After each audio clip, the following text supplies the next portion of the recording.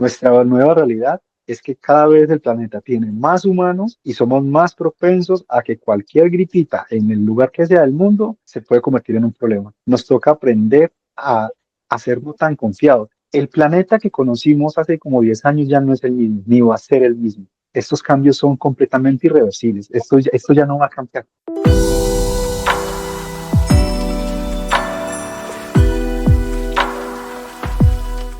Hola, les damos la bienvenida a Casa Macondo Somos Historias.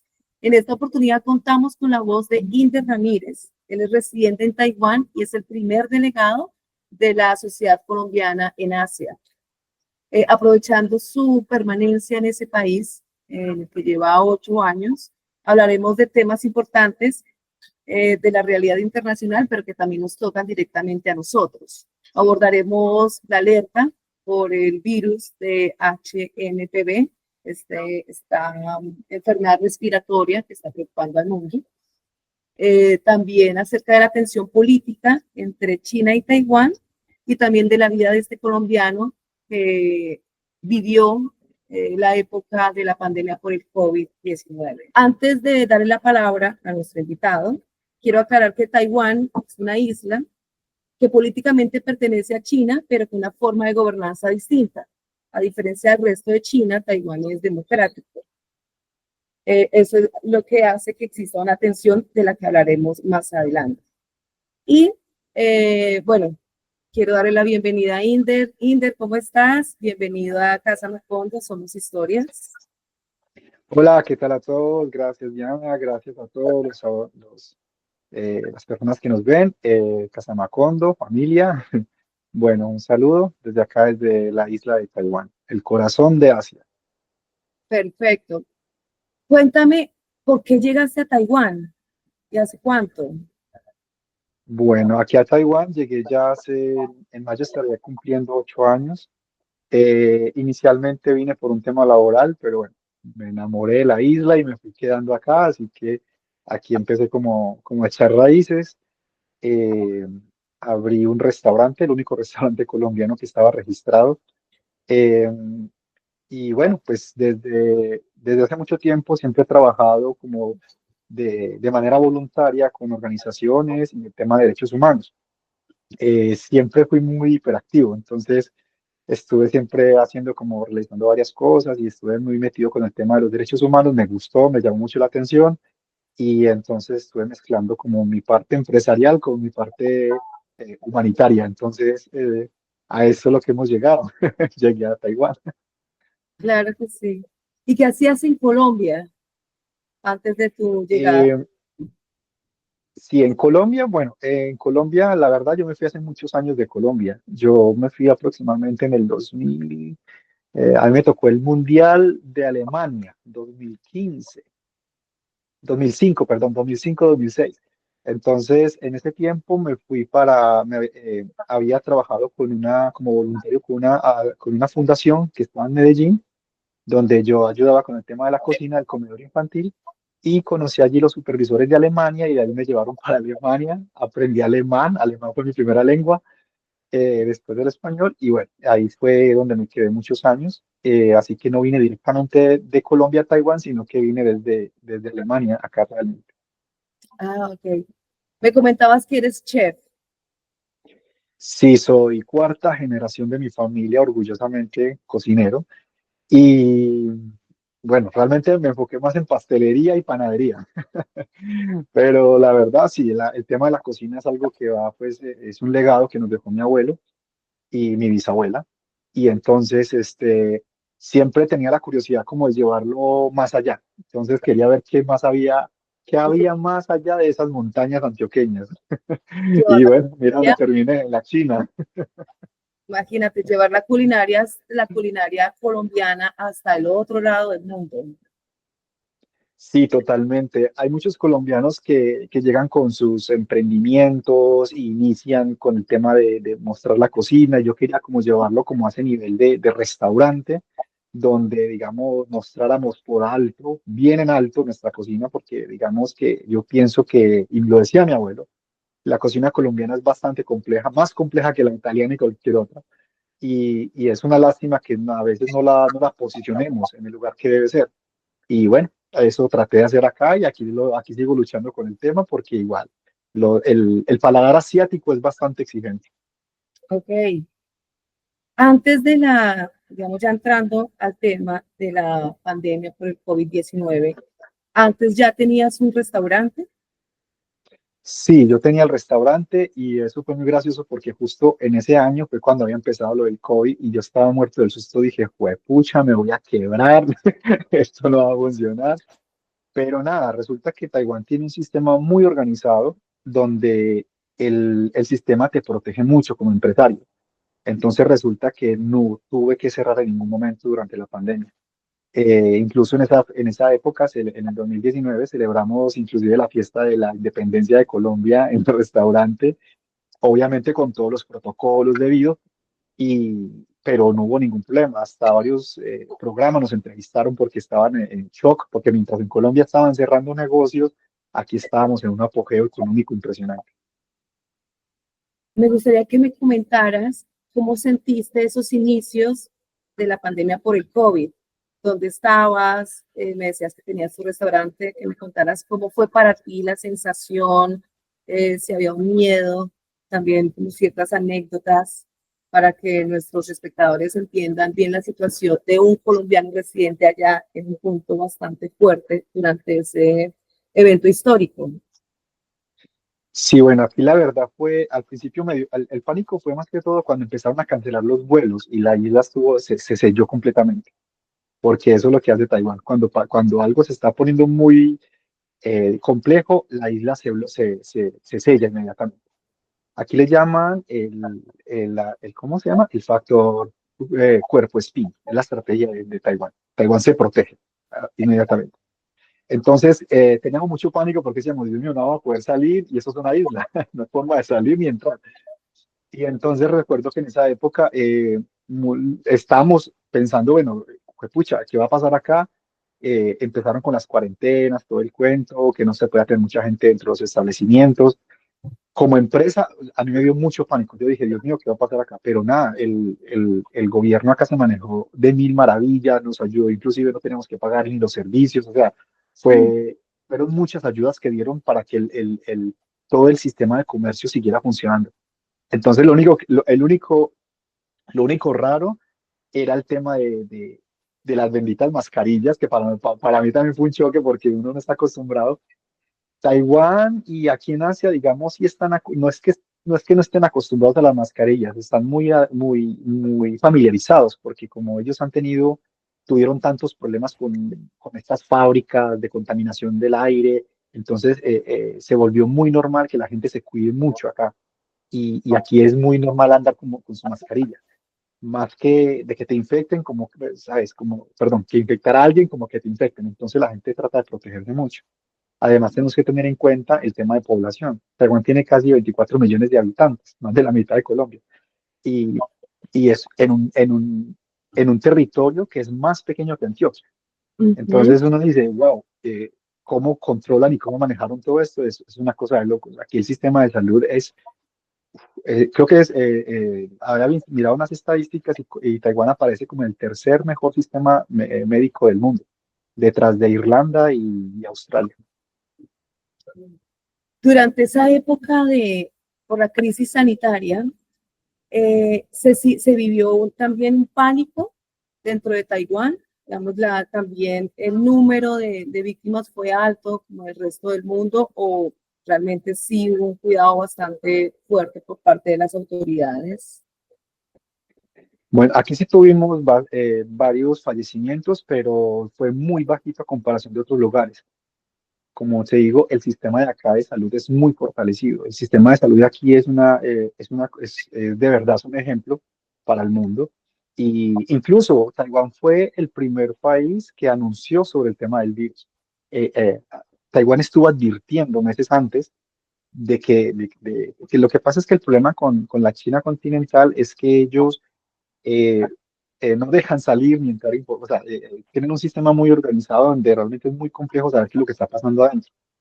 Entonces, decían, por ejemplo, como lo que está pasando ahora. que es verdad. Y ellos dicen, no, ellos todo lo niegan al principio y ya cuando las cosas se empezaron a salir de control fue cuando ya fue inevitable decir qué es lo que estaba pasando. Y todavía no han dado respuestas de muchas cosas, pero bueno.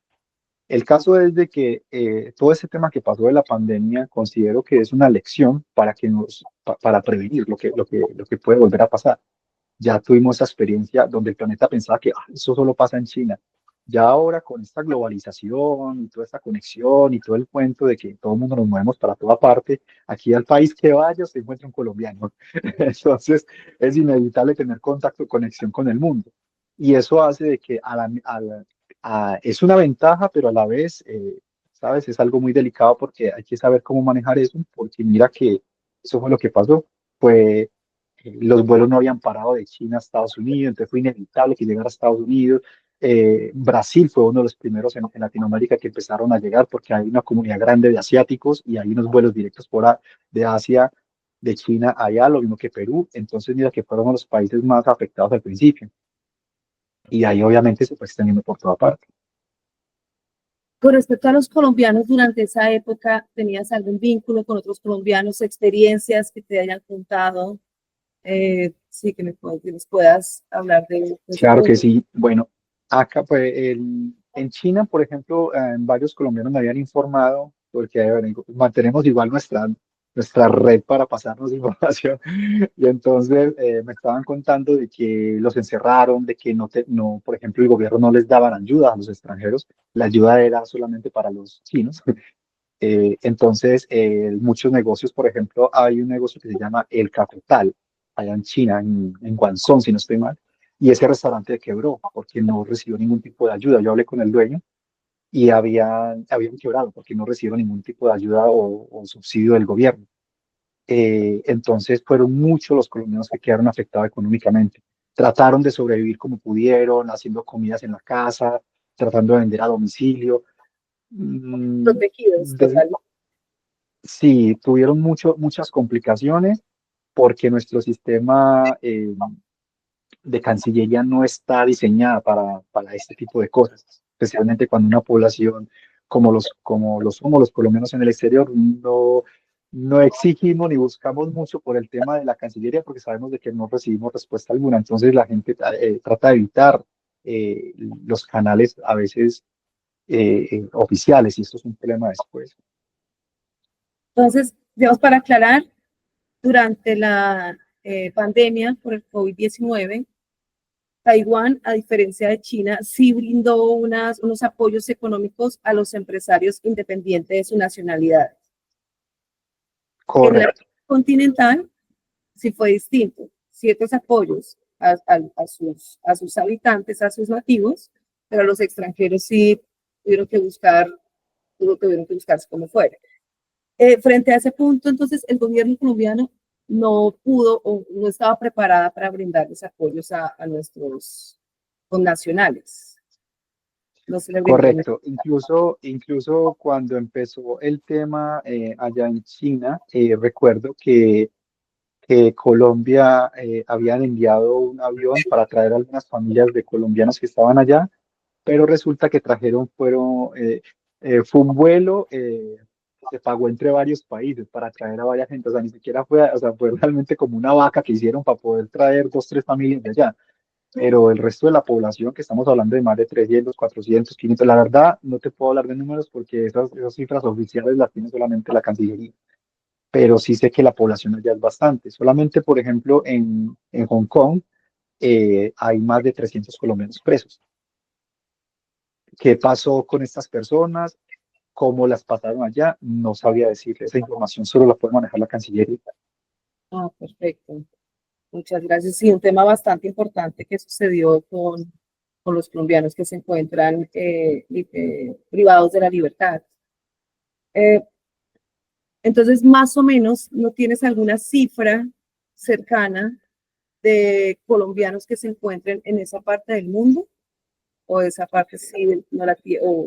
Lo que pasa es que la Cancillería nunca no han realizado un censo realmente de los colombianos en el exterior. Y esa es una digamos, de los retos que tenemos ahora que se creó la mesa de las migraciones, la Mesa de la Sociedad Civil para las Migraciones.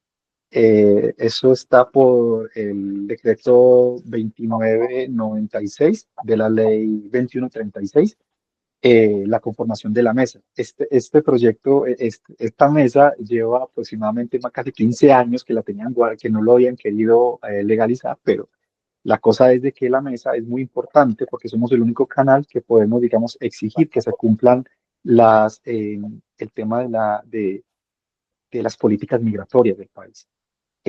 Uno de los retos que hay es que no hay un censo oficial de los colombianos en el exterior, entonces es muy difícil saber cuántos hay realmente. Y eso es un problema muy grande. Eso es uno de los principales retos que tenemos nosotros, levantar un censo de la población colombiana en el exterior. Aquí en Asia, por lo menos de los últimos años, te puedo asegurar de que la población colombiana ha ido subiendo más por el tema de las oportunidades y por el tema económico. Muchas personas, por ejemplo, la mayoría de que vienen aquí a Taiwán son muchos científicos, ingenieros, son de verdad gente impresionantemente valiosa como profesionalmente y he visto por lo menos los últimos años que aquí han incrementado. Porque uno pensaría, no, es que es Taiwán, qué miedo, la guerra, tan, no sé qué, pum, pam. Y mentira, o sea, ha pasado todo lo contrario. Antes han venido mucho más colombianos, sino que muchos han ingresado al país, por ejemplo, con pasaporte de otros países, porque tienen nacionalidad americana o han venido por Europa o por Oceanía.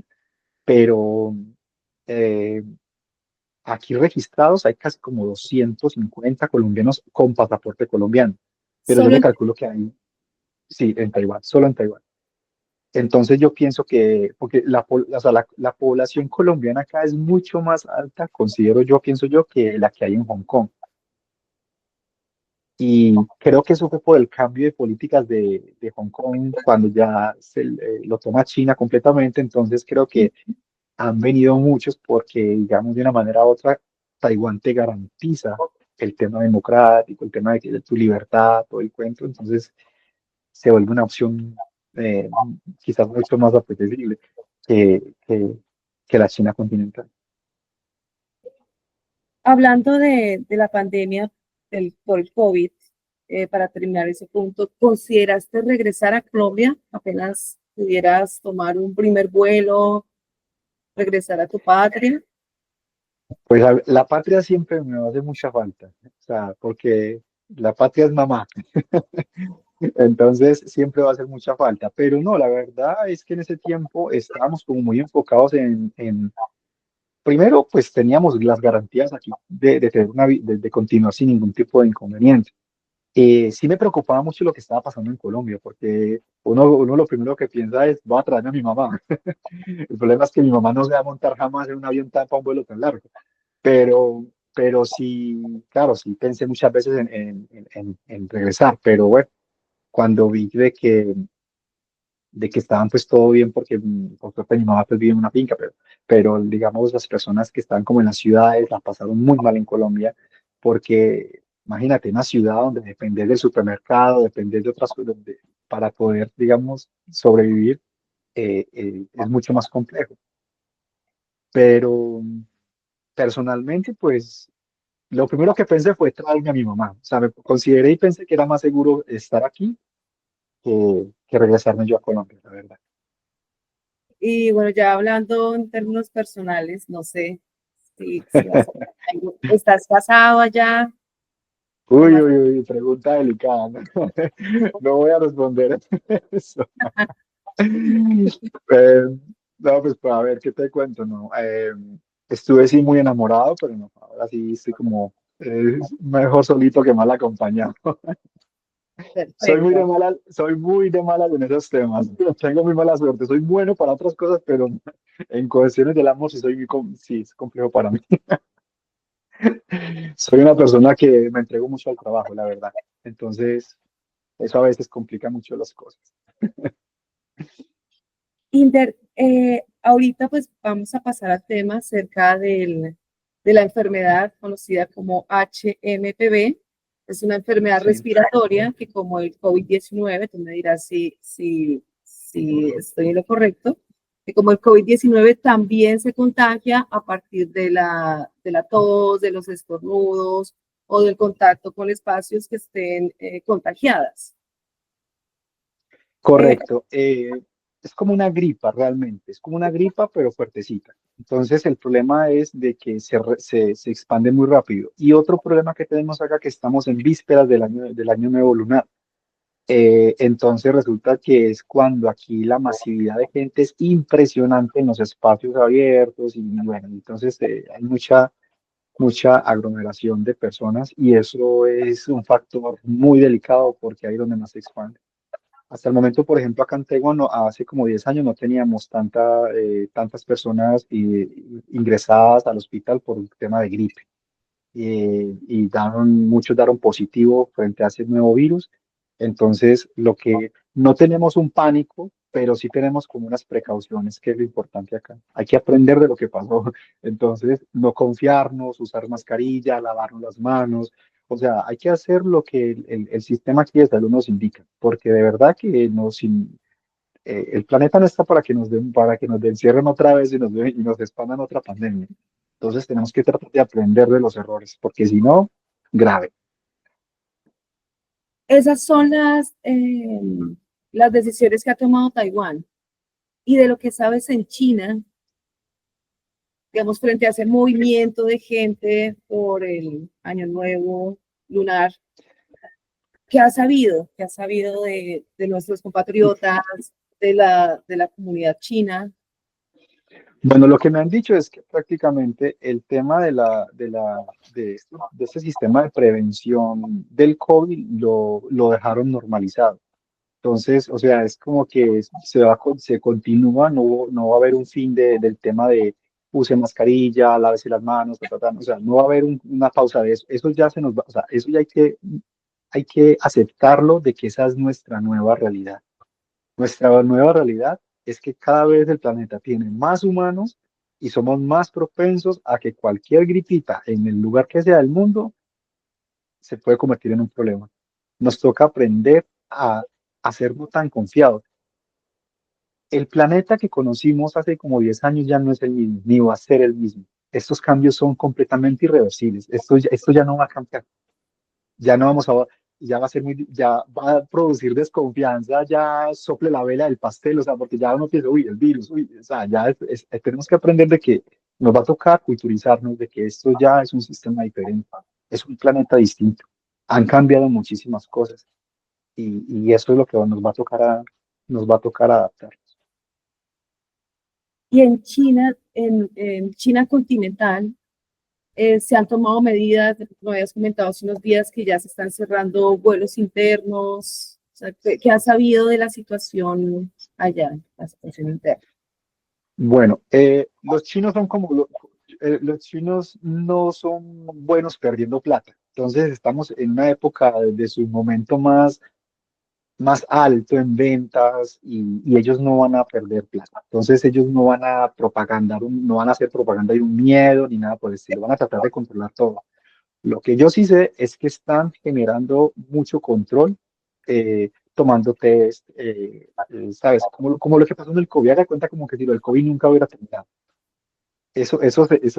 Y más en esta época de frío, peor. O sea, es cuando más la gente se enferma. Y ahora la propaganda de que el virus, no sabría decirte si se expandió. Lo único que sé es lo que me dicen allá es que están llevando el mismo ritmo de vida como cuando estaban con el COVID. Y eso, Entonces, no es de extrañar que en cualquier momento cierran un aeropuerto o cierran un negocio o cierran cualquier cosa porque hubo alguna infección o algún punto crítico.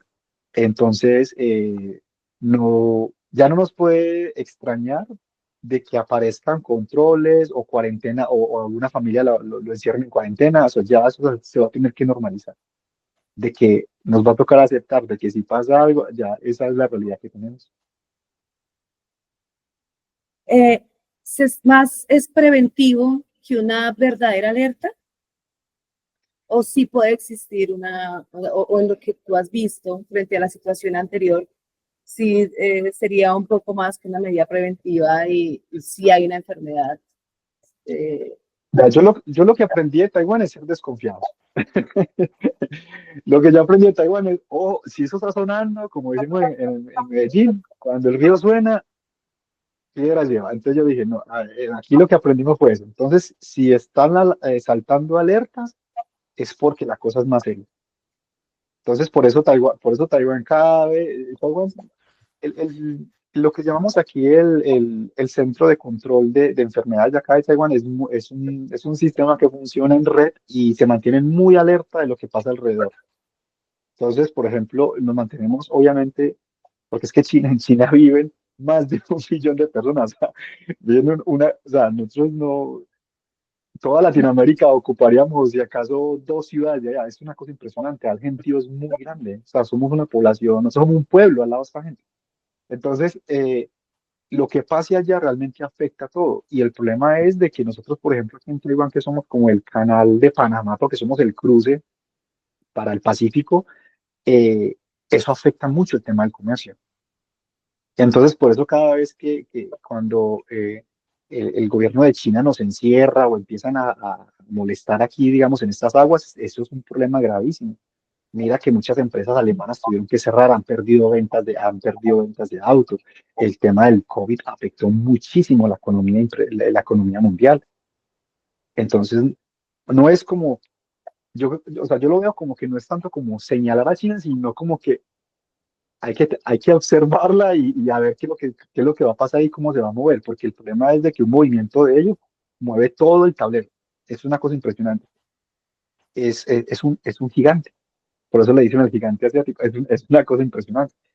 Por Y el supuesto. problema es el tema del comercio, porque mira que ahora vos vas a comprar una aguja y todo es made in China. Vas a comprar, o sea, todo, casi muchas cosas se producen allá. Entonces, eso afecta mucho.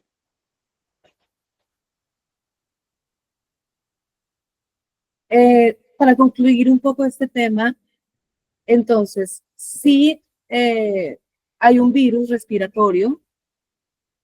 También me había documentado pues que en ciertas épocas del año sí es normal que exista una gripa, que haya una enfermedad respiratoria contagiosa, etcétera, etcétera, pero sí también es cierto que las cifras han aumentado a diferencia de los años anteriores, Sí, en las Taiwán, por cifras de ejemplo, gripa, enfermedades respiratorias.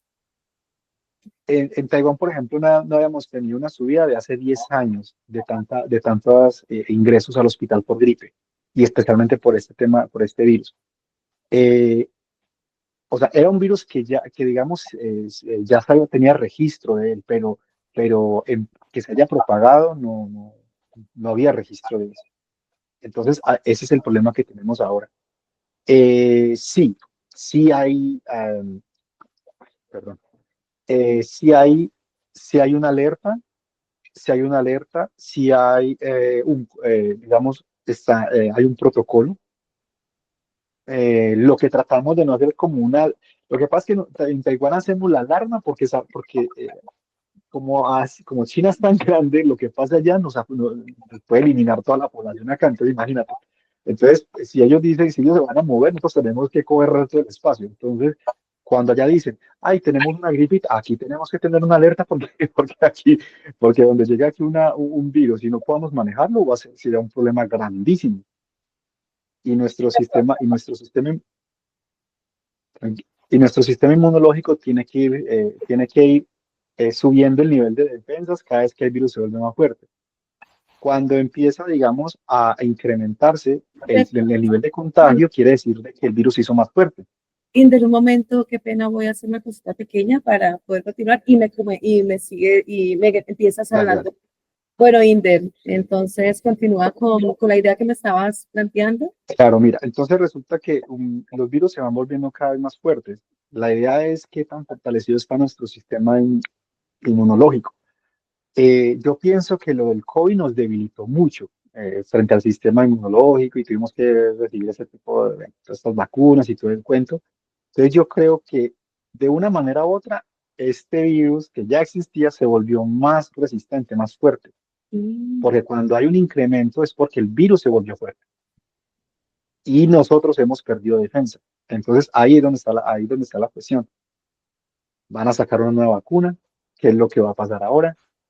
Lo que yo sí sé que acá, por ejemplo, por prevención, a mí me pusieron varias vacunas hace como un mes.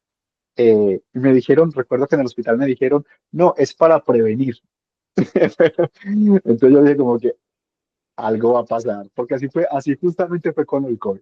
Fue como que no, vamos a ponerles una vacuna, ta, ta, ta. Y yo, ok. Y cuando fue que a los días fue que empezó el rollo con el COVID-19.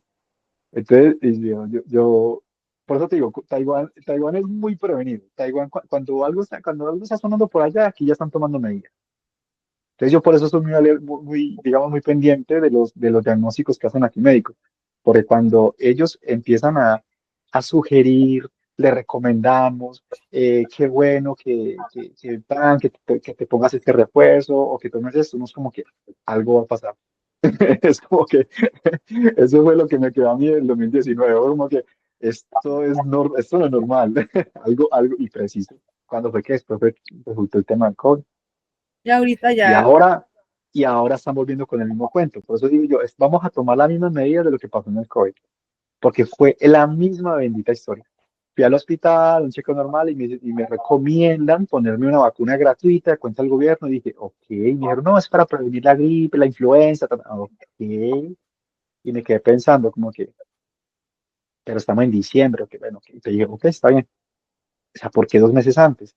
Y justamente a los días fue cuando empezó este tema, que fue cuando me escribiste y me preguntaste, que yo te dije, hace unos días me hicieron poner una vacuna y fue la misma historia que pasó cuando lo del COVID, en que Taiwán se está, puede salir, ¿cómo? perdón, en Taiwán están vacunando de manera masiva. A mí me parece que sí, porque instalaron un punto para digamos, la vacuna contra la influenza, para prevenir y no sé qué, pero me parece que es una forma disimulada, disimulada de ir preparando como a la población, porque fue la misma bendita historia que pasó con el COVID, fue el mismo cuento.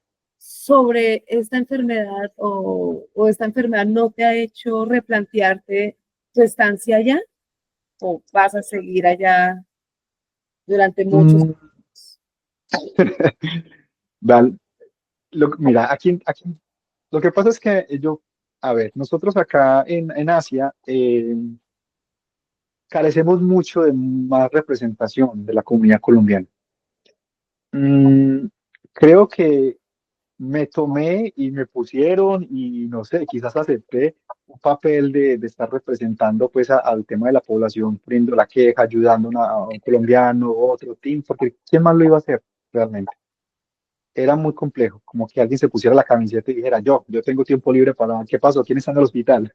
Entonces, nadie más lo iba a hacer. Entonces, es algo que me gusta, me hace sentir bien, me hace sentir que tengo un propósito en la vida.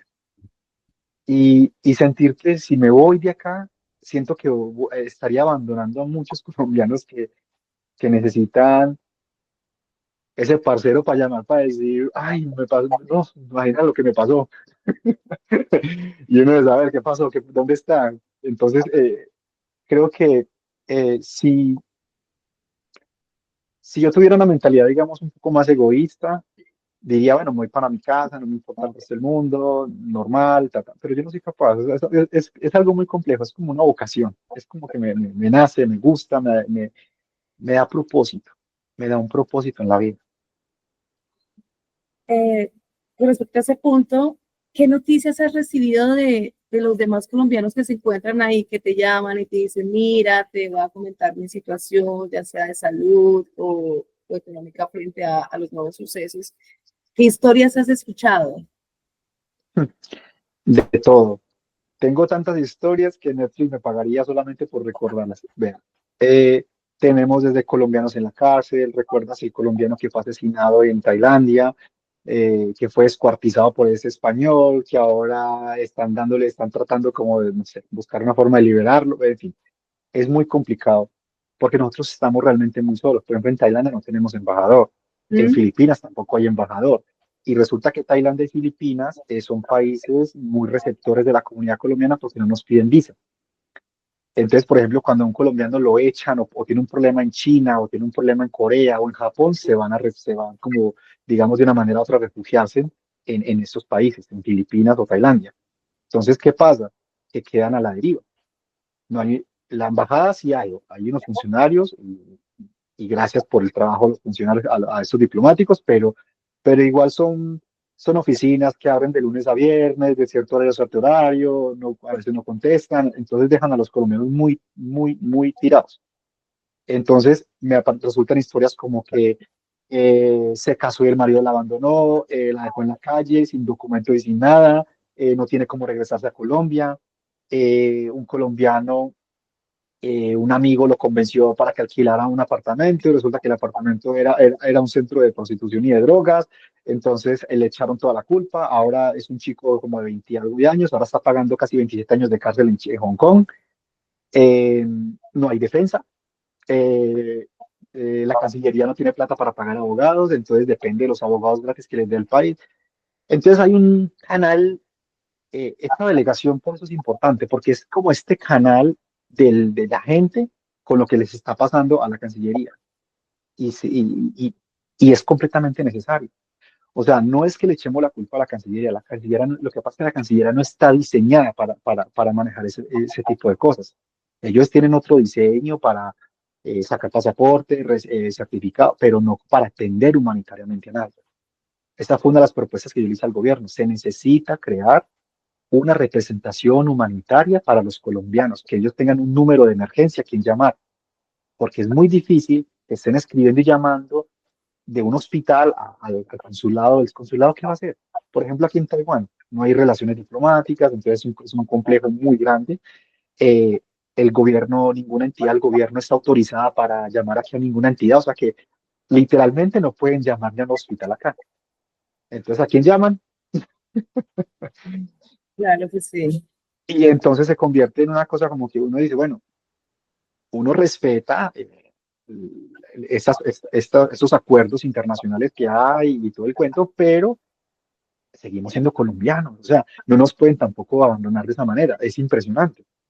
Entonces la gente necesita que exista ese canal de comunicación con la Cancillería. Me pasó esto. Hace un año y medio, falleció un colombiano acá de cáncer. eh, y el problema era que la familia ya no vivía en Colombia, sino que vivían en Estados Unidos, la mamá, una señora de casi 90 años. Él vivió aquí con la novia casi 15 años, 20 años. Un profesor increíble, o sea, el tipo era un científico de biología, no sé qué, no sé qué, y el tipo resulta que le dio cáncer y él nunca se casó. Entonces la ley no le autoriza a la novia reclamar el cuerpo, tiene que ser la... Entonces imagínate el proceso que tocó hacer aquí porque no teníamos una relación diplomática. Y yo les había dicho a la Cancillería, ¿qué pasa si un colombiano se muere? ¿Lo mando flotando hasta Hong Kong para que puedan responder por él? ¿Qué pasa ahí? Entonces, si un colombiano aquí, por ejemplo, está en el hospital, ¿dónde van a llamar? La familia no va a tener, o bueno, no sé, pero para la familia va a ser muy complicado coger un vuelo de 35 horas para venir acá, o sea, es fuera del costo, o sea, es una cosa impresionante. Entonces, más la situación y la tensión geopolítica de esta zona del planeta, eh, hace mucho más complicada la cosa.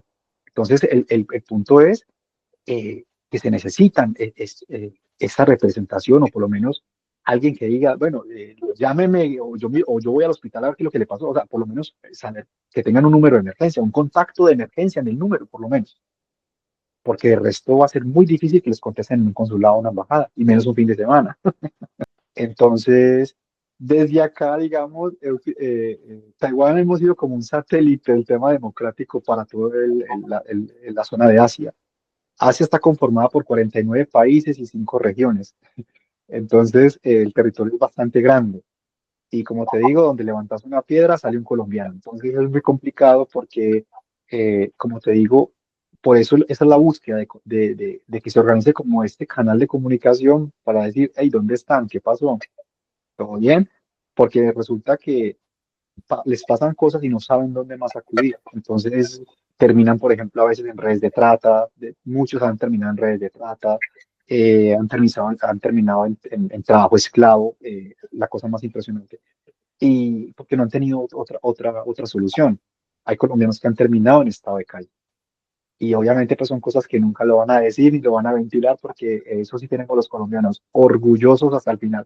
Entonces, La idea es mirar cómo se puede organizar o crear eh, este canal de ayuda de manera, obviamente, con toda la transparencia y toda la discreción posible para que se conserve la dignidad de este ciudadano. Desde Taiwán lo que hacemos es, aprovechando que el sistema de aquí es democrático, lo que hacemos es intentar manejar eh, por el tema de los derechos humanos, contacto con otras organizaciones que nos pueden ayudar para hacer como satélite y así es que yo he venido trabajando y he podido darle la mano a muchos colombianos en esta zona. Ah, ok. Tu rol es ser intermediario entre alguna situación de algún colombiano en Asia para buscarle soluciones. Correcto. Lo que pasa es que lo que yo trato de hacer primero es seguir como el protocolo y digamos el sistema que tiene la Cancillería, que es poner la denuncia, todo el cuento, pero eso toma tiempo. Hay situaciones de los colombianos que no son de tiempo, por ejemplo, un fallecimiento, porque terminan con el cuerpo 3, 4 meses en un congelador, entonces eso es un problema impresionante, el sufrimiento de la familia. Hay cosas que se necesitan solucionar de manera inmediata. Un estado de calle, cuando quedan directamente en la calle, no tienen comida, se quedan sin, o los roba o les pasa algo. Entonces el problema es que no tenemos tiempo para el protocolo que hay de la Cancillería, que hay que esperar a que contesten, que tienen 15 días para contestar. Un colombiano no tiene 15 días en una emergencia. Ese es el problema. Entonces, el mecanismo que yo he usado es de que hago primero la relación con las fundaciones, asociaciones y organizaciones de derechos humanos, porque son las que pueden, digamos, activar de manera inmediata un protocolo de emergencia. Es la única forma que yo puedo darle una solución a los connacionales mientras el procedimiento del Ministerio del Exterior funciona. Ahora ya entrando al tema de la crisis política, digamos, para darle un contexto a nuestros espectadores, pues está. Taiwán es una provincia de China con un modo de gobernanza distinto, que es democrático. Pues hay una pugna desde, no sé, desde mediados del siglo pasado, a través de esa decisión, pues por esa decisión, y hay ciertos bloqueos en este momento por las elecciones del año pasado también que ganó una oposición a la China continental, proclamándose ojalá como un país soberano. Entonces China está alerta, China, o no alerta, China está amenazando a Taiwán. ¿Cómo ha sido eso? ¿Cómo está la situación ahorita política interna en Taiwán por las decisiones de China continental? Bueno, yo cuando llegué acá, recuerdo que había ganado la presidenta que había, Tsai Ing-wen. Ella nació gracias al movimiento llamado el movimiento de los girasoles, que fue ese movimiento de los chicos donde no aceptaban eh, un sistema totalitario o un sistema, digamos, muy amable con la China continental por el control que allí ejercen y porque siempre ha sido pues, el tema de ellos retomar el control de la isla. Taiwán ha sido un país donde China nunca lo ha gobernado, o sea, ellos nunca, como gobierno, nunca lo han gobernado, siempre han estado como de manera independiente, tienen su propio tienen su sistema presidencial, la gente vota, lo que no sucede en China, que la gente no sabe eso, la gente no vota por el presidente de China, eso lo eligen como un papa, eso parece un papa, eso es entre el mismo partido político, eso no, no, no pasa como en Taiwán que tienen esa libertad de que aquí cualquier cosa que se vaya a hacer en la isla, se pregunta a la gente. O sea, todo es por votación de la gente. Por ejemplo, cuando se aprobó el matrimonio igualitario, hace ya 5 años, fue el mismo sistema. Eh, en China todavía, por ejemplo, no está aceptado el tema. Entonces, Taiwán se convierte como ese punto de Asia donde se reciben y se ayudan a mucha gente que viene con el tema de discriminación, ataques homofóbicos y todo este cuento. Entonces, aquí el movimiento LGBTI es muy fuerte, es muy poderoso y son muy unidos. Entonces, eso hace que tengan ciertas ventajas para que cuando sucede a alguien, le sucede algo alrededor, puedan venirse a refugiarse acá. O cuando hay persecución política o de todos los... También, correctamente, correctamente. Taiwán es como un oasis de democracia en, en esta zona del planeta. Es como el respiro en la zona.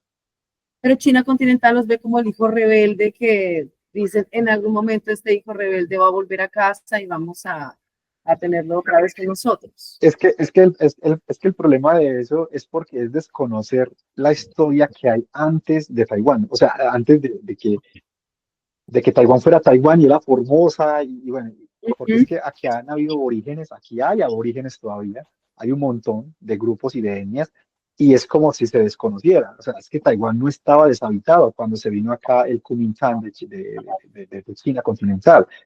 Cuando Chiang Kai-shek se vino para Taiwán, esta isla ya estaba habitada. O sea, aquí ya había, el pueblo taiwanés, o sea, el pueblo taiwanés han sido colonizados por japoneses, portugueses, entonces Entonces, han sido un pueblo muy sometido.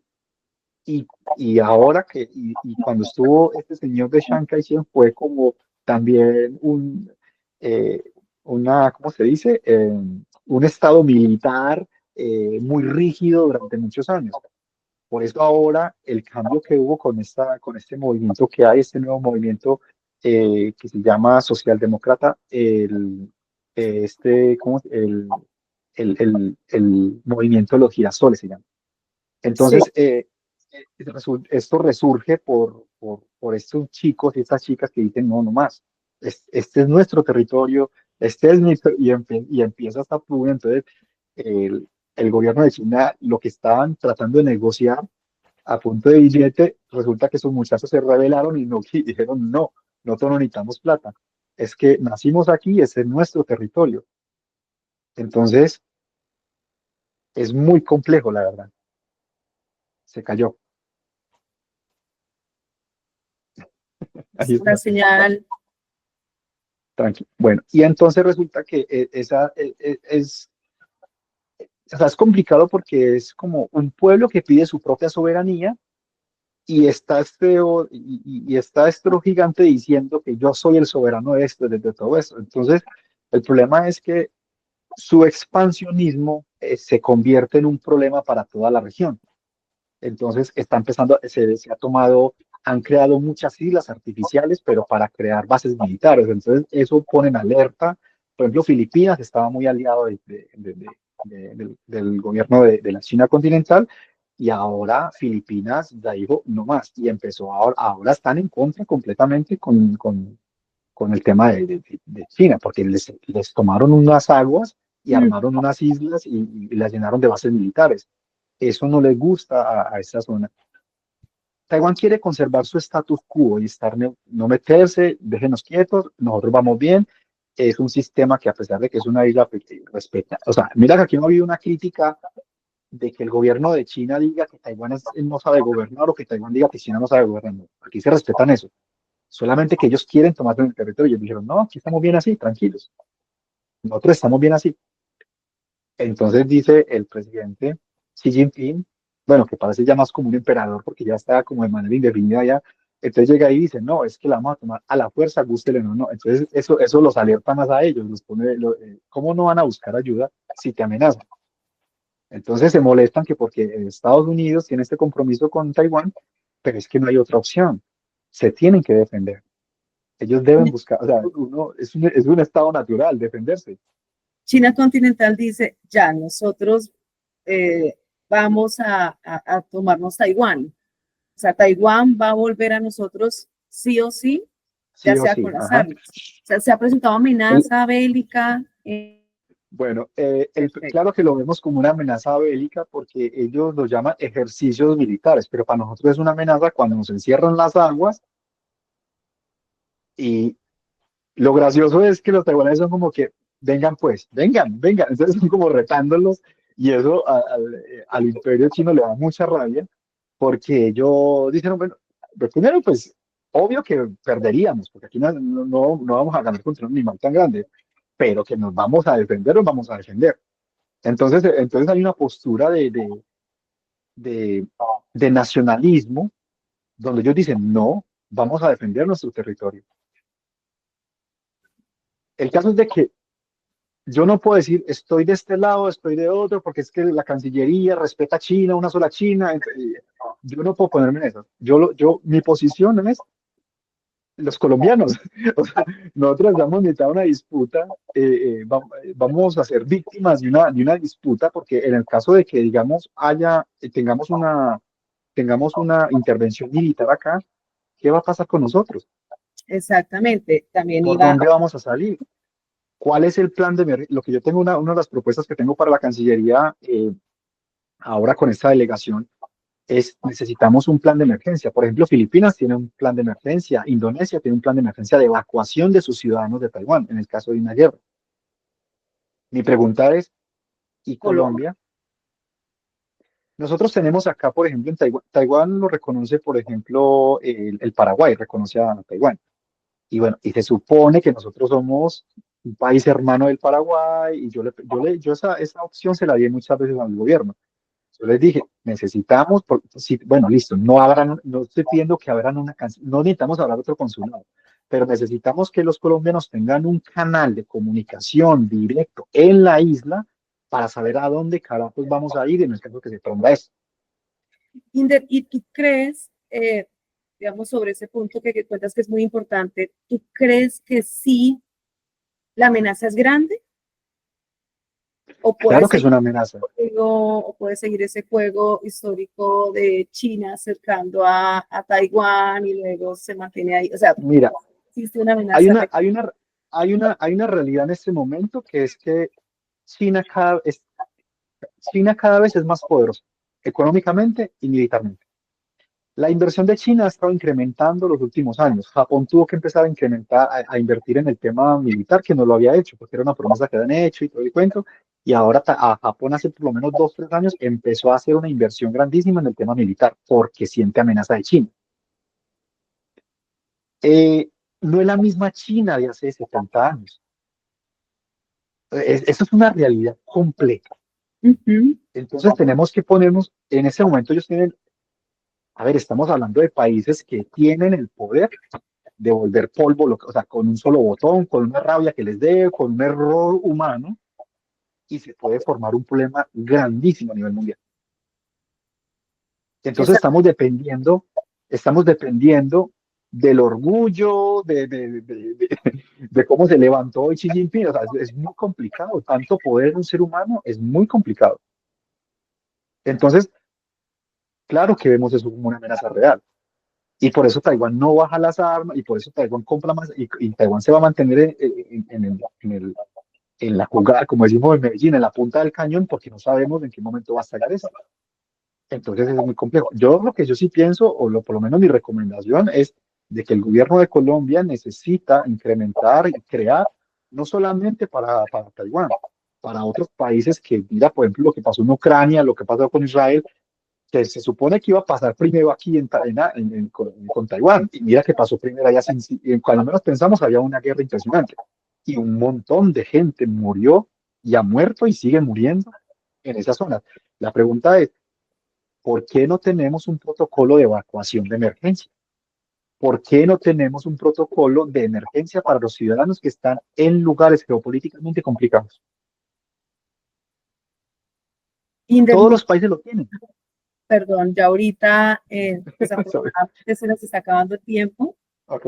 De verdad, muchas gracias por esas palabras que nos dices, por la entrevista que nos has dado y por el apoyo que has brindado a la comunidad colombiana en esa región del mundo.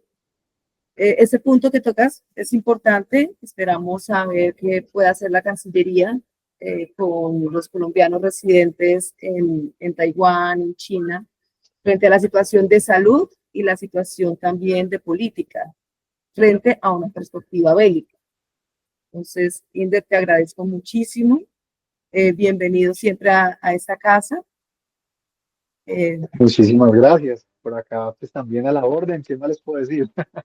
No, pues a ver, la idea de esto es de que lo más importante acá es el bienestar de la comunidad colombiana en el exterior. Ha sido una comunidad que ha estado por muchos años muy abandonada, y a pesar de que somos uno de los segundos que más apoyamos al país en el tema económico y de divisas.